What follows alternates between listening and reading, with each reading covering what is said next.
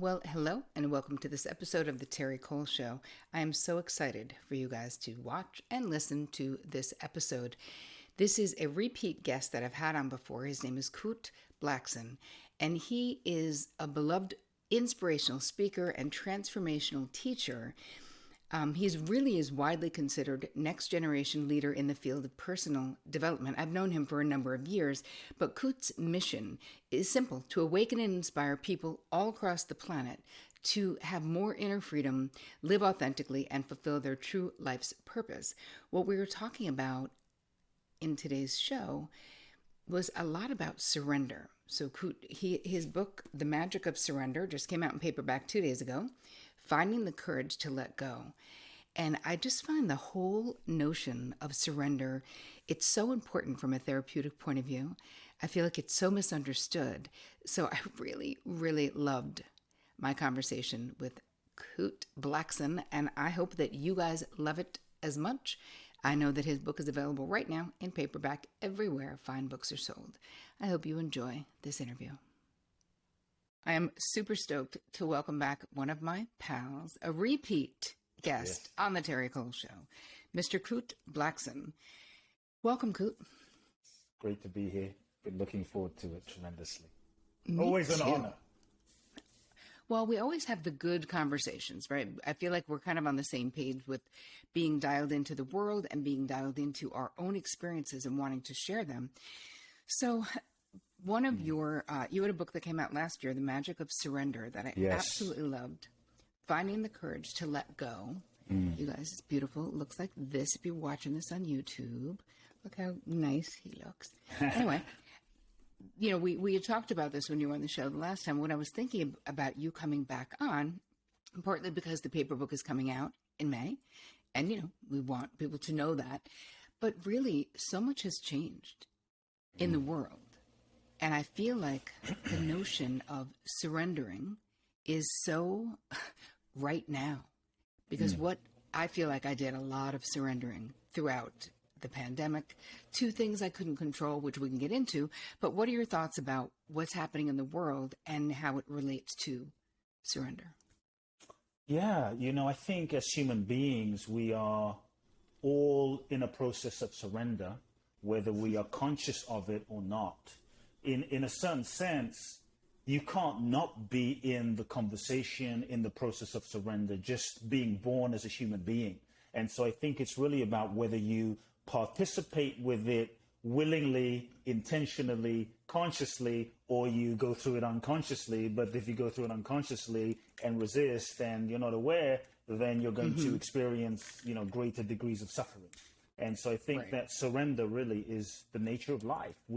In the last couple of years, as you mentioned, we have all been put into an intensified, shall we say, global seminar, global process of surrender. We were in it before, but we weren't necessarily conscious and aware of it. But I think in the last couple of years, we've been thrown into this process where we've been invited, challenged, shall I say, forced to surrender by life and the universe, and I think we've been reminded of the nature of life, which is surrender. And so as challenging as it's been, as difficult as it's been for, I would say, all of us, me included, you included, we've all been through our own version of challenges.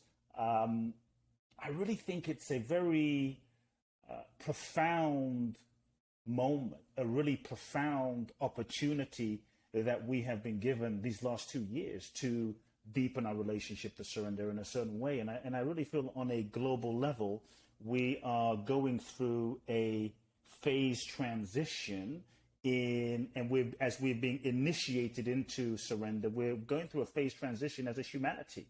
I think for so long, we were addicted to control, living inside of a paradigm, addicted to ourselves, addicted to who we thought we were, addicted to this idea of ourselves being this ego structure, Kute, Terri, John, Susie, this separate sense of self. And from that illusion, We then try to impose our will and control life and manipulate life and force things in life. And I think it's very limiting. And so I think we've been initiated into a new way of living, which is less about the ego, less about a sense of being separate, less about a certain attachment to our own egoic identity. And as we've been forced into a process where really we're just being reminded that we never really, like we thought we had control, but maybe we never really had as much control as we seem to have thought we had. And we were thrown into a certain uncertainty with the pandemic, with the virus, with world events. And to me, it's like the universe reminding us, hey, you thought you were in control, but maybe you weren't as in control as you thought.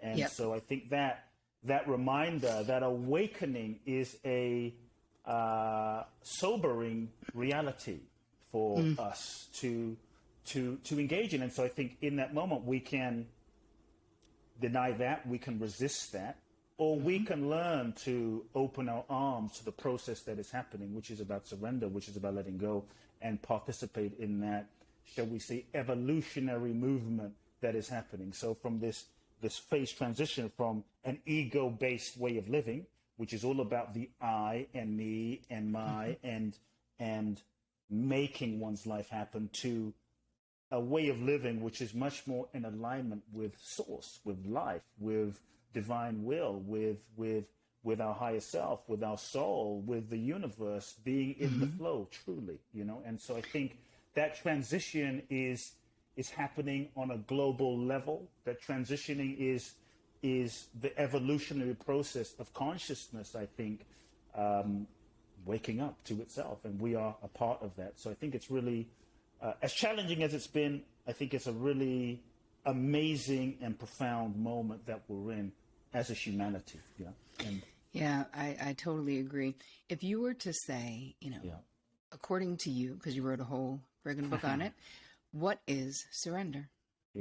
I think there's so many misconceptions that we have about surrender. We have this notion that surrender is weak. Surrender is passive. Surrender means sitting there and doing nothing. This idea that if you surrender, you will get left behind, you'll be a doormat, you'll be a victim, you won't be able to manifest your goals, dreams, and desires, you're going to be, trodden on.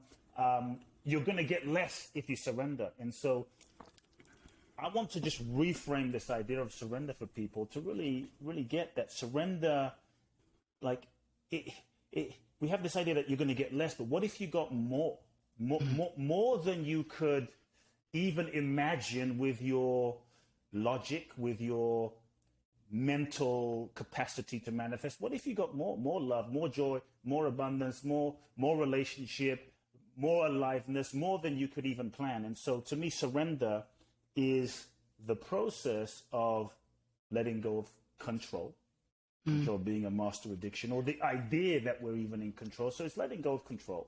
Surrender is letting go of forcing and manipulating life to fit into our preconceived idea of how we think it should look.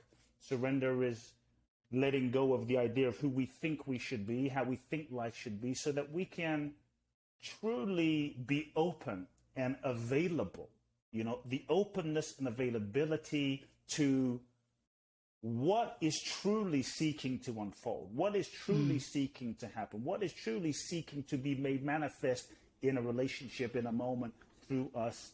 And so surrender is that availability, surrender is that openness, surrender is that, I think when we live, it's when we also take the limits off of life. In so many ways, we don't realize. So I just want to make clear, it doesn't mean you sit there and do nothing. It doesn't mean you sit there. It's not an abdication of responsibility. In fact, surrender is the willingness to feel beyond the ego, beyond your mind, beyond the sort of individual identity-based desires, and feel the deepest impulse, the deepest truth, the deepest movement and impulse of what life is seeking to express through you, to feel your deepest truth, and the courage to align yourself, align your intentions, align your motivations, align your actions, align your strategy, align your marketing, align yourself with the most authentic truth that is seeking to express through you. So I think surrender is that. And once you do that, that might mean you work 20 hours a day. That might mean you work 15 hours a day. That might mean you have to go and confront someone that you've been avoiding. That might mean having that difficult and challenging conversation. That might mean taking someone to court. That might mean protesting. So I just want to make clear, it doesn't mean you just sit there and do nothing. It means you feel deepest truth and you move in that direction.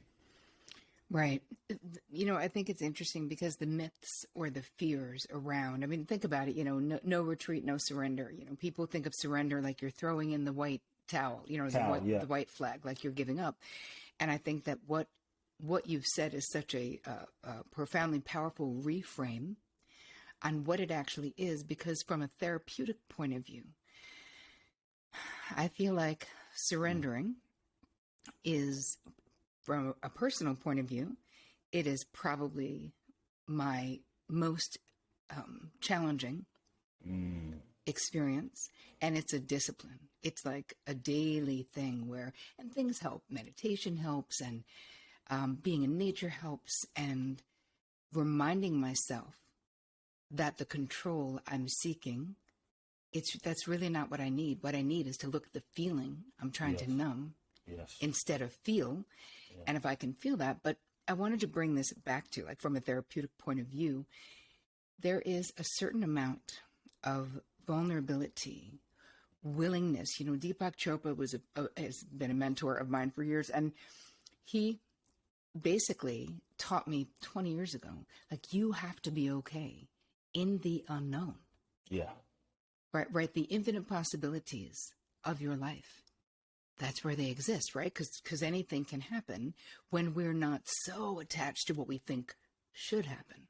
Mm-hmm. So where do you see vulnerability and a willingness to be vulnerable in this process of the surrender experience, the surrender process, the surrender lifelong, whatever we're going to call it?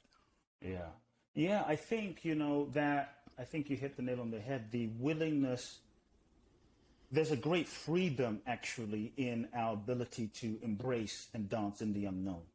The thing is, we are constantly seeking to reinforce our sense of self with what we know and who we know ourselves to be, which is often based on fear and safety and familiarity. And it's the ego's way of reinforcing ourselves. If we do what we've always done and go where we've always gone and, hang out with the people, and we get reinforced, our identity gets reinforced consistently. And so it can be really scary to go into the unknown in situations and relationships and experiences where we don't really know what's going to happen, where we don't really know who we're going to be, where we don't really know ourselves as ourselves anymore. And so I think to really have the, shall we say, gentleness and the compassion for the process of what it actually takes to move into the unknown.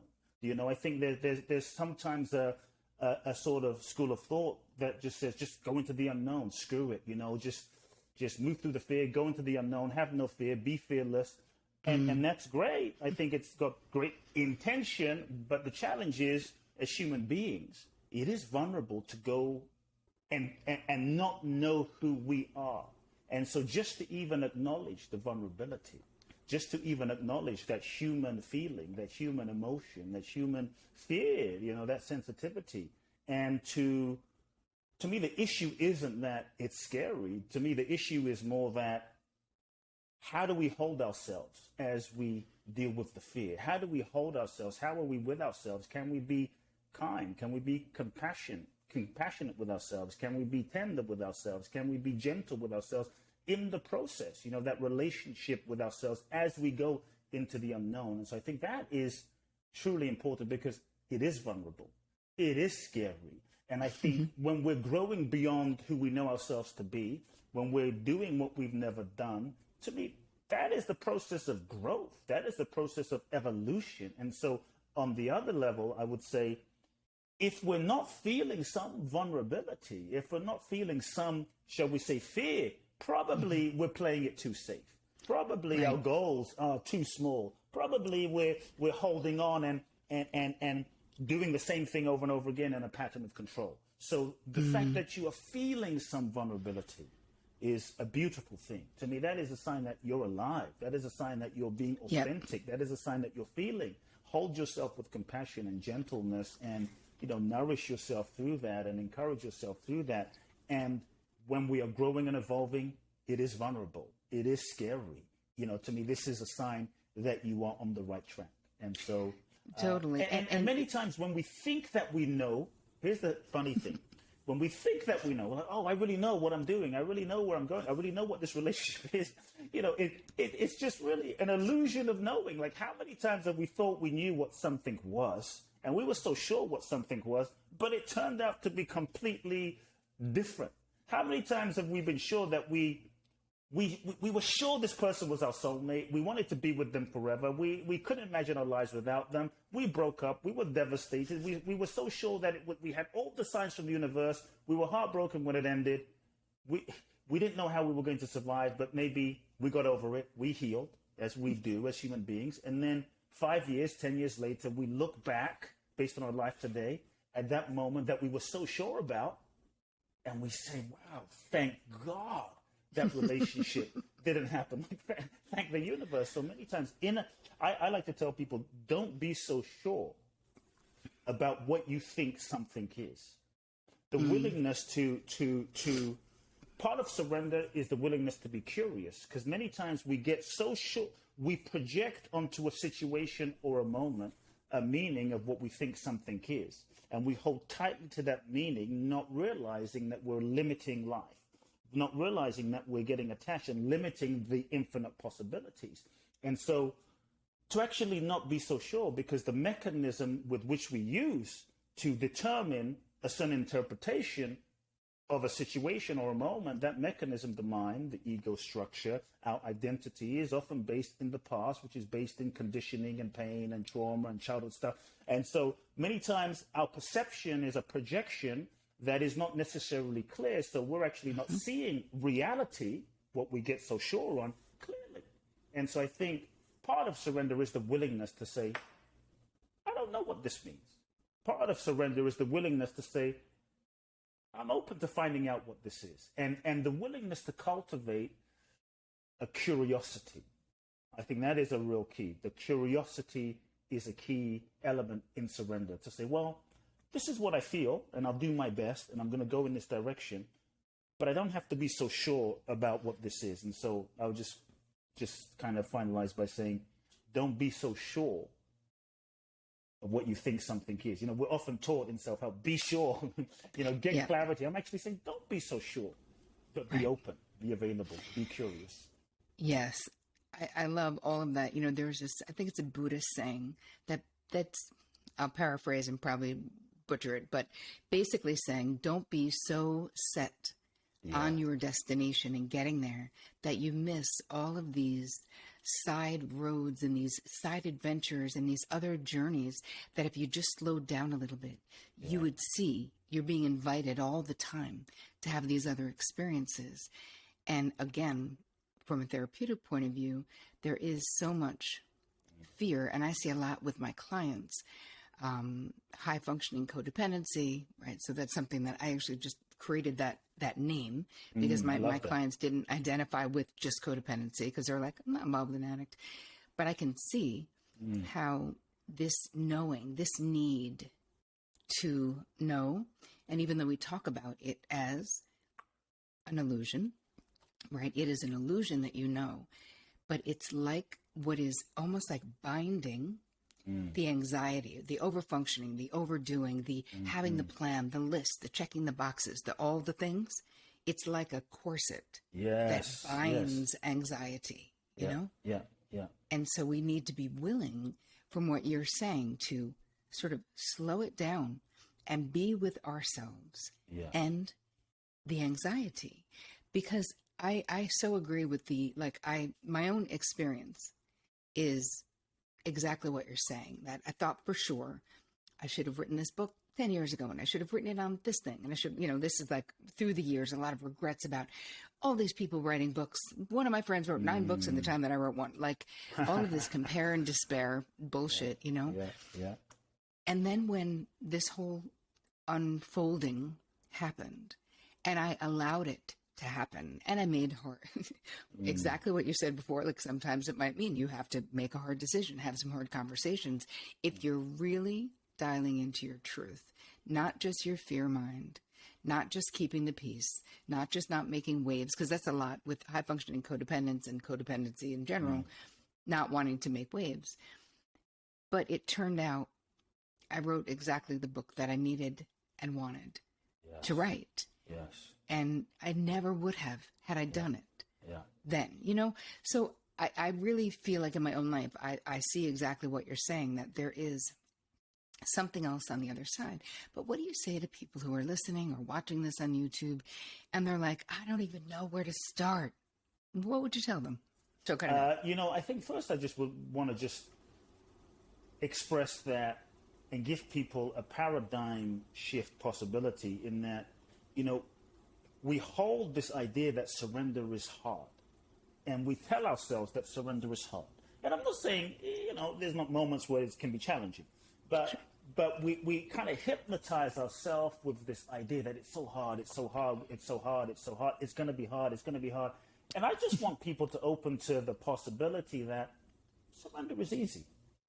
You know, just even open, just starting by opening to, even if I'm not there, let me not keep telling myself how difficult it is, because if I keep telling myself how painful it is and how difficult it is, it's almost like pre-programming oneself to experience it that way and to resist it before you even jump into the ocean of it. And so I'm just opening the possibility that it's easy and it's natural. It's actually harder to resist and do the opposite. The only thing is we've just been conditioned to resist from childhood, from survival mechanisms, from survival patterns, from developing all sorts of roles, masks, and personas. We've kind of become this version of ourselves that we hold so tightly onto, and now we resist life as a certain protection mechanism that we've become so used to, and that version of ourselves has been so reinforced by life and friends and society that it just feels normal. And so imagine, so for those watching or those listening, I have a pen in my hand and I'm holding tightly to this pen.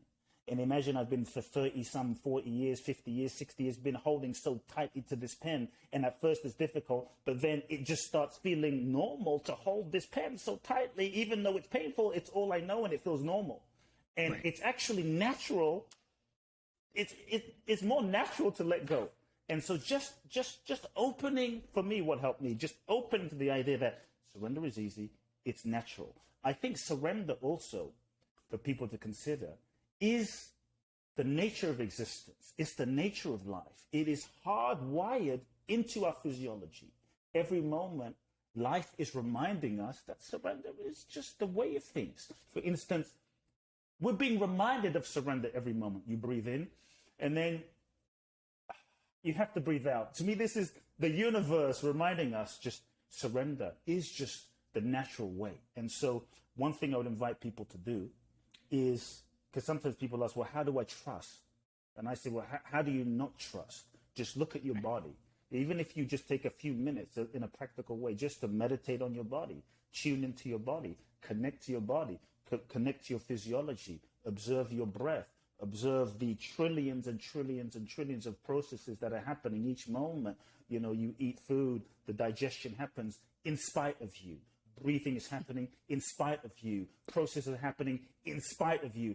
We don't remember this. We think of all the ways that life isn't supporting us when we're not putting our attention on all the ways every moment, just in our physiology, life is happening. It's happening without us. And we don't trust this intelligence inside of us. I mean, we ate breakfast this morning, and none of us, let's say you ate a croissant or an egg or, a smoothie, none of us are sitting here going, okay, digest, breathe.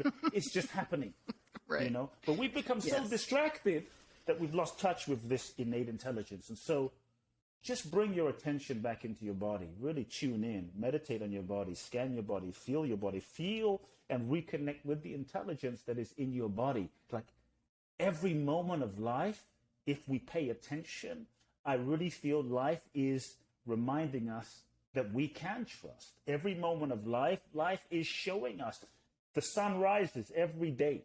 There is never, Terry, I have never woken up in the US the last 20 some years and the sun has never been out. The sun forgot to come out that day. It fell asleep. It didn't set its alarm clock. Every day, like clockwork. And so the other thing I would say is just really connect with nature and observe nature. If we just simply sit, we become so disconnected with, technology and the internet and what have you, which is great, nothing wrong with it. But I think we've become so disconnected from our own nature and from the nature and the rhythms and the cycles of life that when we do that, we lose our ability to trust the flow and this intelligence. And so observe nature, go into nature, observe the sun, observe the seasons, observe life, observe the oceans. To me, the same intelligence that is functioning you, me, and the solar system and all dimensions of existence, it's unfolding our life. If we cut our finger, cut our hand, we don't have to pray. We don't have to do some fancy, yogic technique. We don't have to visualize. We just keep it clean,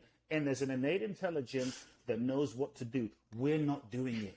It's life that does it. And I think when we bring ourselves back into that understanding and relationship, then we can start to relax a little bit and go, wow, the same intelligence that's doing existence and life is doing me, is doing my life, is unfolding my life. And I think all we need to do is begin to bring ourselves back into that flow. We somehow trust Siri more than we trust life.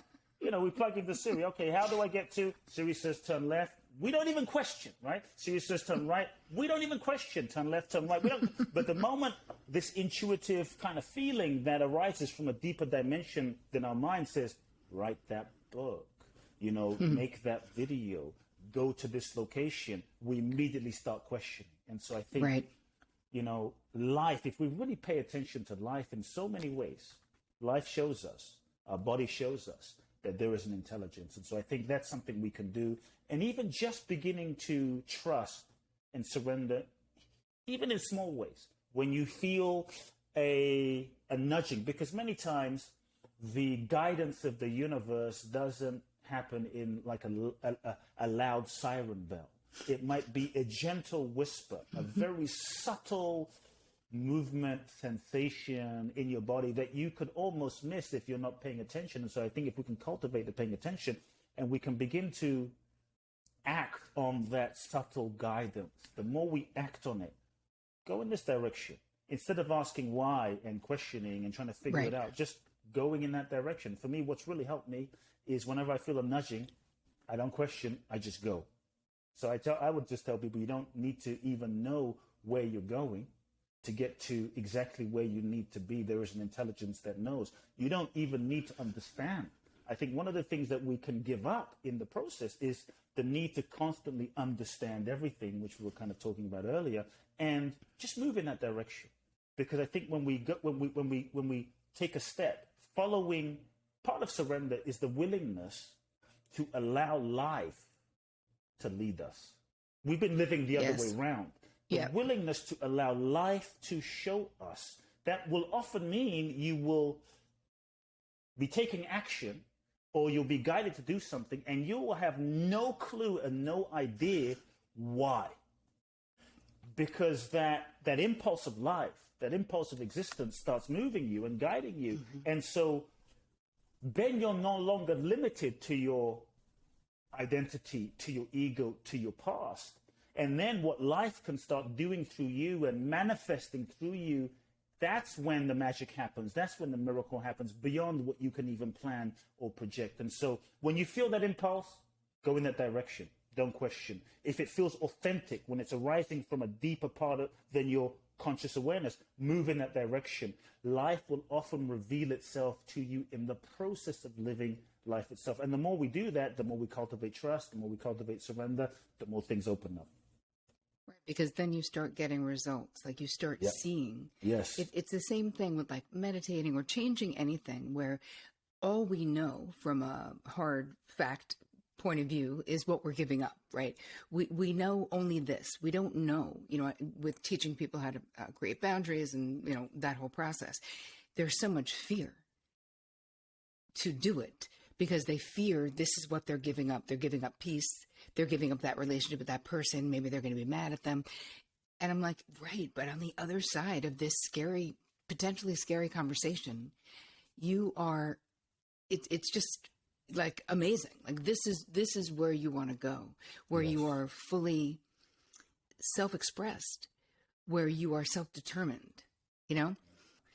I wanted to say one more thing. Sure. About what you had said about the world when we were talking earlier in the show, talking about that this is the way of the world, right? This is the way of life, is surrendering, right? This is why we have different seasons of life. It's not that it's why, it's that we do have different seasons of life, right? You have the young season, then you have the, Wayne Dyer would say right now, I'm in the afternoon of my life, right? Because I'm over 50. And what happens in those times? And when you think about what society tells us about moving into the next season, especially women, I should not move into the next season. I should hold on to the previous season with all my might rather than, because I do know other cultures, European cultures, there's different cultures that are less youth obsessed. Than this.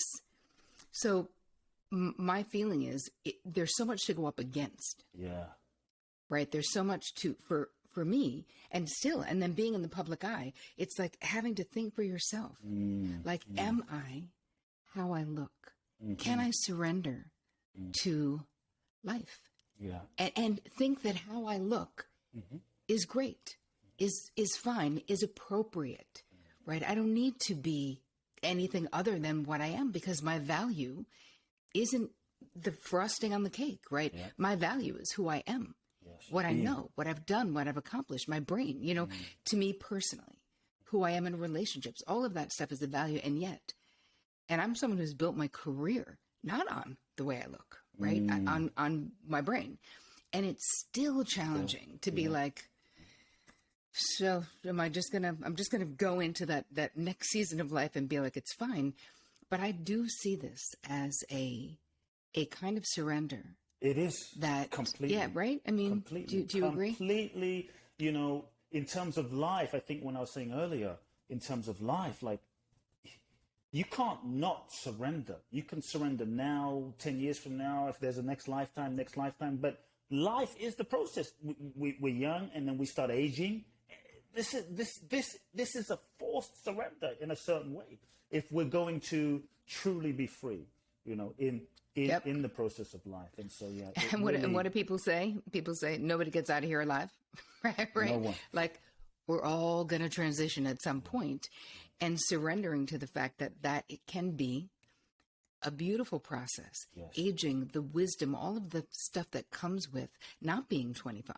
One of the things, and again, I think one of the things that aging as connected to surrender is one thing that helps in the process of surrender, because sometimes we come to a phase of acceptance and we're like, okay, I accept this is what it is. This is the way it is. This is my body. This is life. This is the situation. But acceptance isn't necessarily surrender. And I just want to clarify because it will speak to what you're saying. Inside of acceptance, I think it's a great step in the journey towards surrender. But inside of surrender, inside of acceptance, there can still be a subtle, shall we say, I don't want to say resistance, but non-participation. Like, okay, this is what it is, but internally I'm pissed off. I'm aging, but screw it. I'm still mad at my body. I'm still mad at life. And I'm going to have to accept, but I'm not. Like, surrender is the full open-hearted participation with the process of life as it's happening. The full open-hearted participation where you're participating fully. When we participate fully, we realize that we are a soul. And we are a soul that incarnates into this human existence to grow, to learn, to evolve. And life is a university for our soul's evolution, and every situation, relationship is part of that curriculum. And so being in this body as a man, a certain curriculum. As a woman, it's a whole nother curriculum, you know. And so there's learnings there. And so when we realize that we are first and foremost souls incarnated in this human experience to learn, to grow, and evolve, when we can really surrender to that, then I think it also makes it easier to surrender to being in this body, being black, being white, being a woman, you know, with all that entails. Then we can surrender to the learning opportunity and the growth opportunity that provides. What is my soul seeking to learn as a woman in a woman's body? What is my soul seeking to learn as a male in a brown, black, you know, body? What is the learning? And so surrendering to the lesson, I think, is key. Between acceptance and surrender, one thing I think is really important as you're talking about aging is the willingness to allow yourself to grieve, to truly grieve. I find that there is no real authentic surrender, not like superficial, like authentic surrender without allowing the humanness of the grieving. We're often so, attached to, I want to surrender as some sort of higher altered state spiritual process that we don't allow ourselves the human integration to embody the grief so that we can truly release the grief. And it's the resistance of the grieving. Wow, I'm not 20 anymore. I'm not 30 anymore. Wow, I'm moving into my 40s. Wow, what does this mean? Who am I? And the letting go of the idea of who we were, the letting go of how we were perceived, our identity, where we attached our self-worth, you know, our self-perception, letting go of certain goals and dreams and desires, and allowing those aspects and parts of ourselves to die.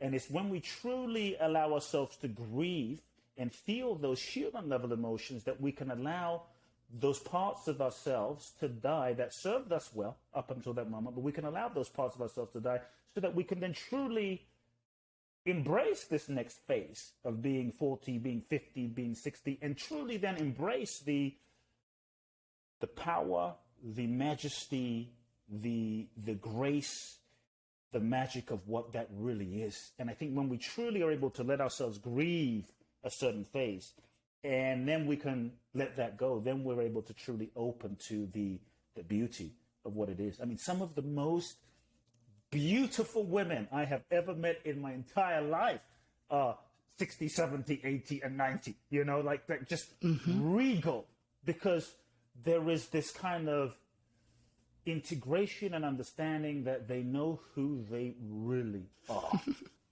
And it's beyond the body. You know, the book, The Magic of Surrender, was inspired by my mother. And my mother was diagnosed with stomach cancer. And, you know, my intention was to keep her alive and keep her well and keep her healthy. I soon realized that she wasn't going to survive. And she was going to have stomach surgery to see if they could eradicate the cancer. The doctor said, there's nothing we can do for you. So in a nice way, they basically say you're going to die and get your affairs in order. We don't know if you have days, weeks, months. It was, when I first heard that news, 6 months into the process, it was incredibly challenging. And I have tears, you know, coming down my eyes. And I look my mother in the face and I say to her, are you afraid? Are you afraid of dying? Here was a healthy woman, and I saw her lose weight incredibly. I saw her age in 6 months, like 30 years, 20 to 30 years in 6 months. It was drastic. I looked at my mother and I said, are you afraid? And my mother was Japanese. This Japanese little woman looks me in the eyes, Terri, and she says, no. I said, what do you mean? She says, I know I'm not this body. This body is, you know, and it's one thing to read about it, but when you're faced with your own mortality, I realized her true greatness, you know, her true strength as a being. I didn't realize my mother was like a bodhisattva, you know. She looked me in the eyes and she said, right. No, I'm not afraid because I know I'm not this body. This body is the temporary vehicle for my soul. But what I am, my true essence, my true soul, is not this body. It's beyond birth and it's beyond death. And she said, I'll be with you from the other side. So I'm not afraid. And I thought that realization that she came to for her was such a foundation of peace for her to go through this time in knowing that we're not just this body, that what we are and what is living and breathing us is so much more. And so I think the grieving, but also the realization of our true essence. And I think during this time, these last few years, life is giving us that opportunity to go deeper, all those places that we have held onto for a sense of confidence, you know, our bank account, our identity, our position, our job, what we looked, what we wore, all those things that we held onto for a sense of self-identity, as that has been shaken and shattered and taken away. I think we are all being spiritually invited by life to question, who am I really? And like, if I'm not that, and I'm not that, and I'm not that, and all these things I thought I were, like, who am I really? What am I really?